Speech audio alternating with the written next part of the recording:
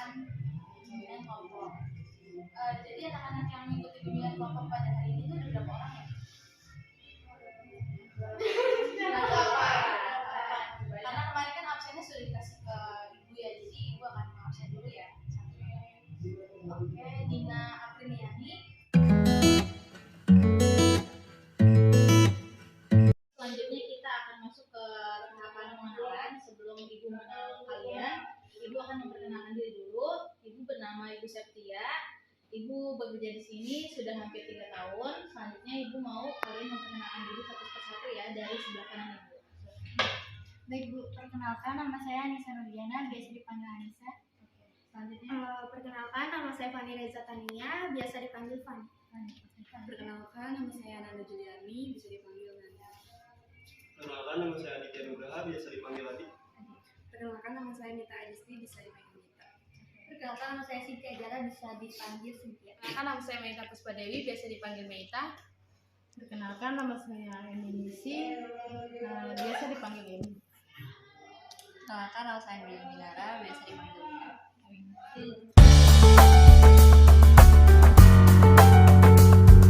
oke, sebelum bimbingan kelompok dimulai, mari kita membaca doa bersama. Semoga dalam bimbingan kelompok ini berjalan dengan lancar dan juga bermanfaat untuk kalian. Berdoa dengan kepercayaan masing-masing.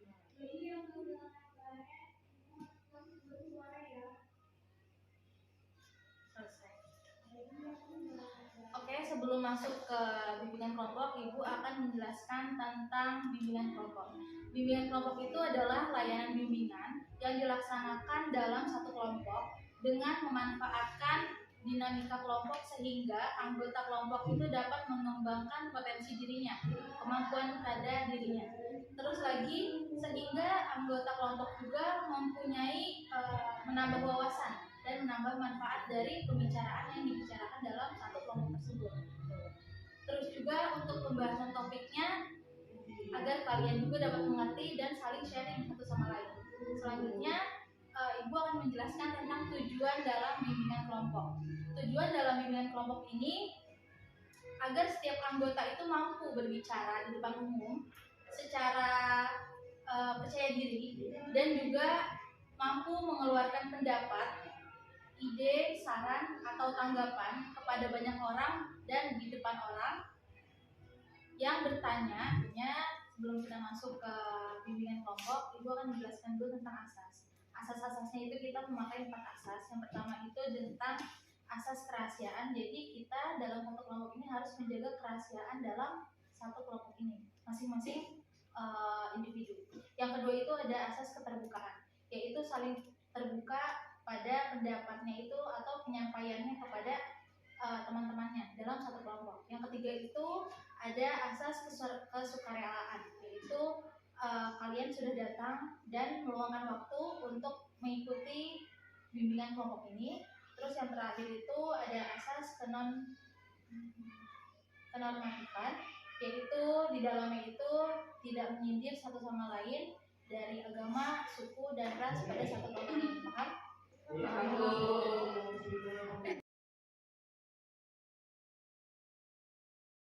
Oke, selanjutnya kita akan langsung masuk ke judulnya. Dalam bimbingan kelompok ini kita akan membahas tentang kurikulum di Indonesia. Jadi pada tahun 2022 itu kita masih memakai kurikulum 13, dan pada tahun 2023 itu di Indonesia itu kita sudah diterapkan untuk kurikulum merdeka. Perbedaan dari kurikulum 13 dan merdeka ini sangat banyak sekali perubahan. Yang pertama itu kita kalau dari kurikulum 13 itu kita banyak sekali menggunakan materi, sedangkan pada kurikulum merdeka ini kita lebih banyak itu untuk project atau kegiatan di luar dari materi. Berarti banyak praktek gitu. Iya, benar banget, banyak praktek. Jadi tidak hanya materi terus, tapi kebanyakan itu sedikit dijelaskan langsung praktek, sedikit dijelaskan langsung praktek. Jadi lebih banyak untuk melakukan kegiatan sekarang. Tapi kan gini ya Bu ya, ada beberapa sekolah yang masih memakai Kurtilas dan sudah ada beberapa sekolah itu bahkan kampus itu yang sudah menggunakan kurikulum merdeka gitu. Jadi kurikulum merdeka itu kan saat ini tidak seluruhnya sudah terpakai. ya Bu ya, entah itu dari dinas pendidikan setempatnya itu memang belum mengajukan untuk kurikulum merdeka atau memang dari sekolahnya itu sendiri. Kalau dari dinasnya itu sudah memberikan kalau dalam sekolah itu harus memakai kurikulum merdeka, tapi kembali lagi ke sekolahnya itu ingin memakai atau tidak. Tapi untuk saat ini dari kurikulum dari dinasnya itu sudah memberikan pembicaraan. Oke, selanjutnya boleh ada yang berpendapat tentang kurikulum 13 atau kurikulum merdeka untuk saat ini di pembelajaran pada tahun 2023 ini. Boleh sekali. Ada yang mau berpendapat tentang kurikulum 13 atau tentang kurikulum merdeka yang sedang dijalankan pada pembelajaran sekarang? Saya Bu, izinkan saya beropini.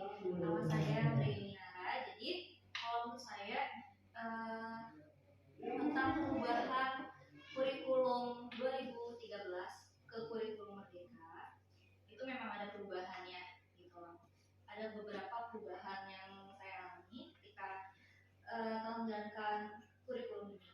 Jadi menurut pengetahuan saya, Menteri Dikbudristek RI itu menjelaskan bahwa Merdeka Belajar adalah konsep pengembangan pendidikan dengan peran seluruh pemangku kepentingan sebagai agen perubahan. Nah, program dari Merdeka Belajar sejalan dengan pemikiran Ki Hajar Dewantara yang menegaskan bahwa pendidikan adalah serangkaian proses untuk memanusiakan manusia. Oleh karena itu, pendidikan perlu didasarkan pada asas kemerdekaan. Nah, tujuan dari kurikulum Merdeka Belajar ini antara lain untuk memberikan kesempatan yang lebih luas bagi siswa dalam mengeksplorasi minat dan bakat siswanya itu masing-masing, seperti itu Bu. Nah, sehingga dapat memilih jalur pendidikan yang sesuai ini dengan bakat siswa ini. Nah, lalu hal ini menumbuhkan semangat belajar dan mendorong kemajuan bangsa kita.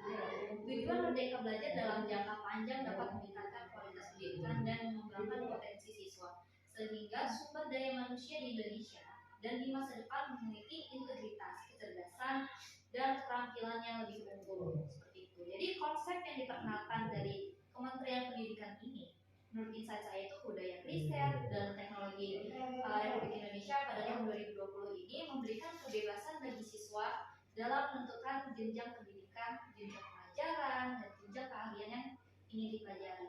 Nah, hal ini sesuai dengan amanat Undang-Undang pada nomor 20 tahun 2003 tentang sistem pendidikan nasional. Telah dijelaskan disebutkan bahwa sistem pendidikan nasional itu harus dapat memberikan kesempatan yang sama bagi setiap warga negara dan memperoleh pendidikan yang bermutu dan berkualitas.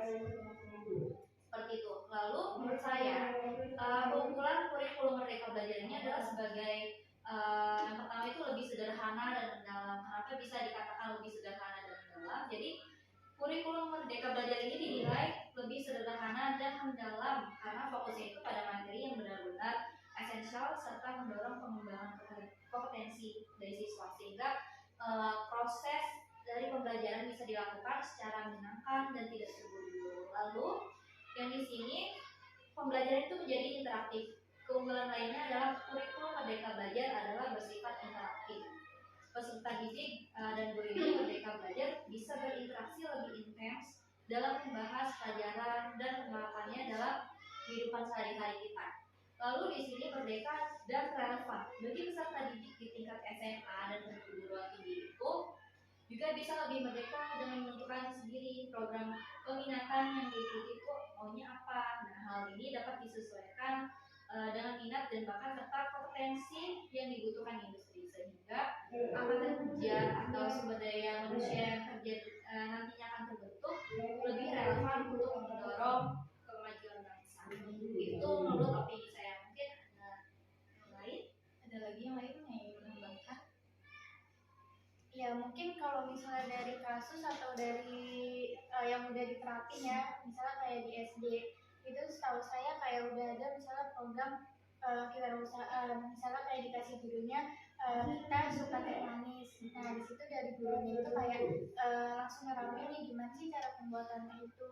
Jadi kan dari hal kecil sederhana dari yang anak SD itu meskipun aja kan langsung praktek gitu gimana cara bikinnya, nggak cuma kayak sekedar tahu aja tapi tahu apa yang dipraktekin, gimana cara membuatnya kayak gitu. Jadi sebenarnya bagus sih dengan kurikulum Merdeka ini karena kita jadi tahu minat bakat siswanya itu. Dan juga pada kurikulum Merdeka ini berarti kan mengajarkan untuk menjadi pengusaha ya, benar ya? Iya. Dari awalnya dia itu materi pembuatan aja sampai dia bisa menerapkan atau menjualkan gitu ya. Oke, selanjutnya ada yang mau bertanya lagi?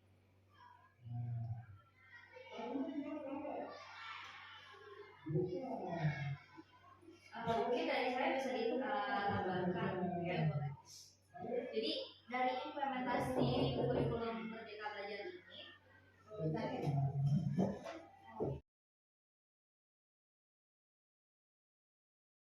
setelah kita tadi sudah berpendapat, kita juga sudah menambah wawasan, menambah ilmu dari bimbingan kelompok ini. Tadi juga sudah membicarakan dengan kurikulum 13 dan kurikulum Merdeka.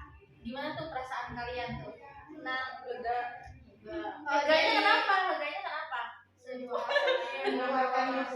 Oh, jadi mengeluarkan pendapat gitu ya? Gitu. Kita bisa mengeluarkan insight kita dan opini orang lain. Oke, sekarang kita langsung, ya benar, motor aja ya. Intinya motor aja ya.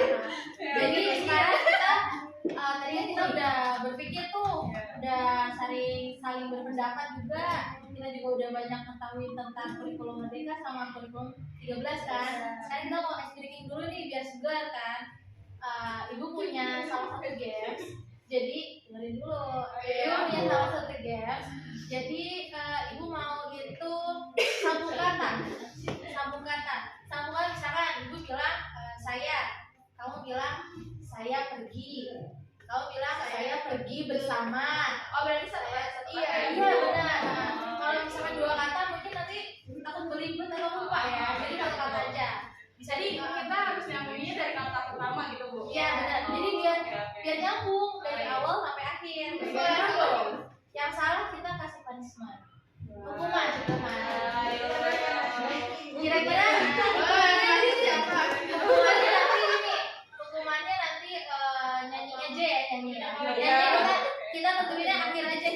Oke. Pakai fokus. Oke. Ayahku. Itu dua kata ya? Iya. Berarti satu ya? Ibu. Ibu adalah seorang kapiten.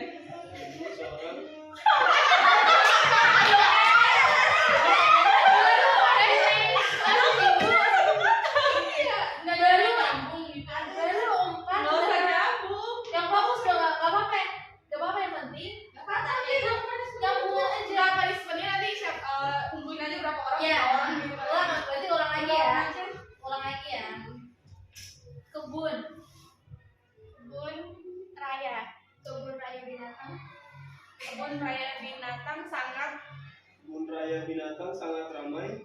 Kebun raya binatang sangat ramai pembeli. Apa? Binatang. Lanjut. Kebun raya binatang sangat ramai pembeli. Nanas dan kebun raya binatang sangat ramai pembeli nanas dan topi. Kebun raya binatang sangat ramai pembeli nanas dan kopi karena kebun raya apa dilanjut lagi? Udah berarti ya. Berarti kita baru lagi. Oh berarti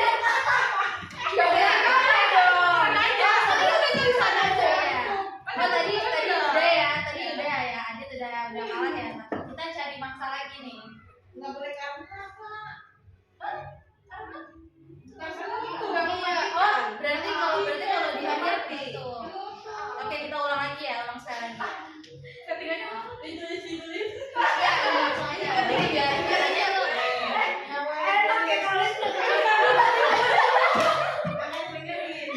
Jadi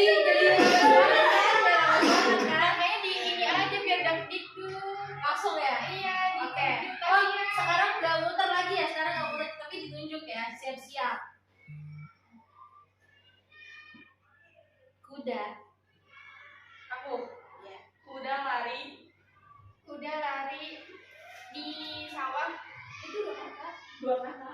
Di sawah nyambung kan? Tapi kan di sawah. Sawah nyambung. Kuda lari. Kuda lari di sawah bapak.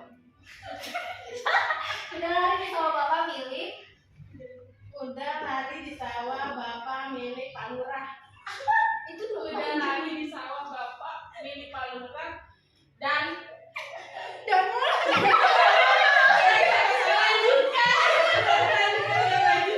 Lanjut. Kuda lari di sawah.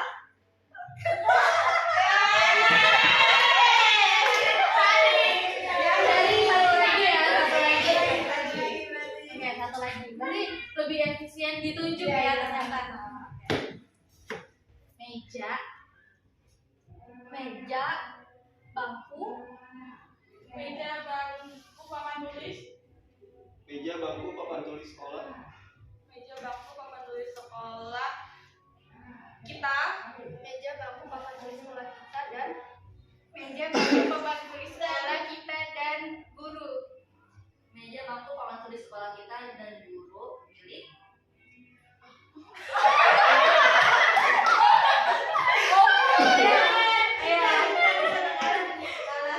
Udah, oke, berarti kita berarti kakak geser ke samping. Oh, boleh, boleh. Jadi biar dia bertiga. Tukeran. Untuk yang kalahnya kita kan mau kasih punishment ya. Punishmentnya itu udah bisa mulai. Oke, udah. Asli punishmentnya itu nyanyi. Nyanyinya itu pelangi-pelangi tapi dari O. Bisa bersama-sama ya, bersama-sama. Oke, satu, dua,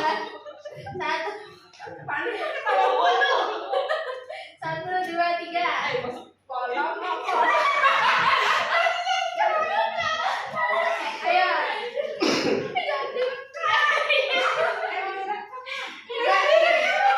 Udah ya, satu, dua, tiga.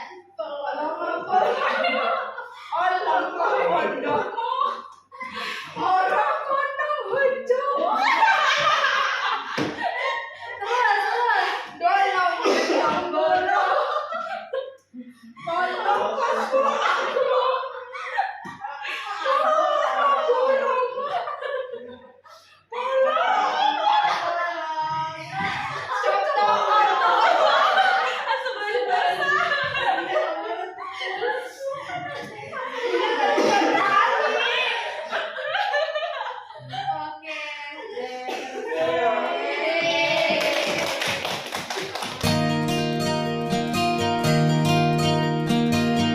Mungkin untuk pertemuan kita hari ini dalam bimbingan kelompok sudah selesai.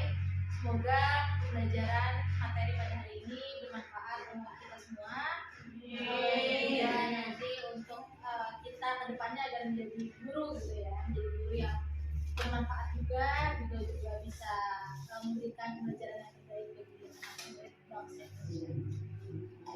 Oke, selesai pembelajaran untuk Alhamdulillah. Alhamdulillahirobbilalamin. Oke, untuk minggu depan berarti kita dijadwalkan di hari Selasa ya, pada jam setelah istirahat saja ya.